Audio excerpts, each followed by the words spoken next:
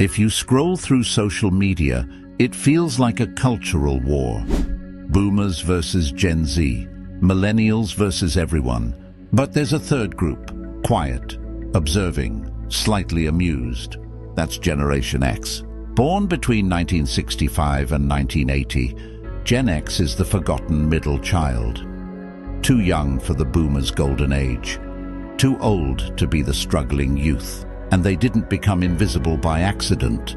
They were trained that way. Childhood, the latchkey effect. Gen X grew up as latchkey kids. After school, they let themselves into empty houses.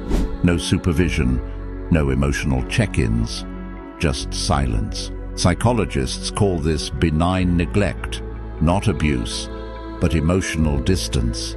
When you grow up learning no one is coming to rescue you, your brain adapts. You become independent, self-reliant, quiet. But here's the hidden part.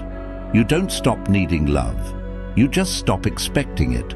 Emotional minimalism. Gen X isn't emotionally cold. They're emotionally compressed.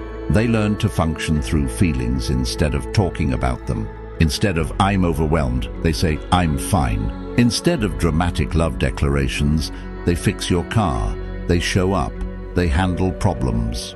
Their love language is reliability, hyper-independence. Independence for Gen X wasn't a personality trait. It was survival. They learned, I have to handle this. But over time, self-reliance can become a wall.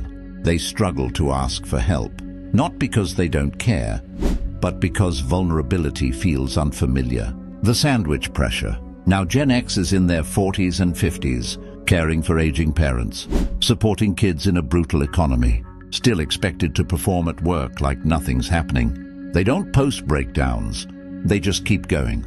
This creates something dangerous, high-functioning depression. You can be productive and still exhausted inside. The turning point, but something is shifting. Many Gen Xers are reaching a quiet pivot, leaving jobs that feel empty, choosing simplicity, protecting their energy.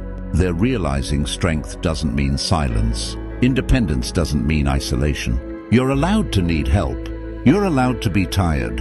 And you're allowed to choose yourself. This is the psychology of Gen X. Quiet, capable, and finally learning they don't have to disappear.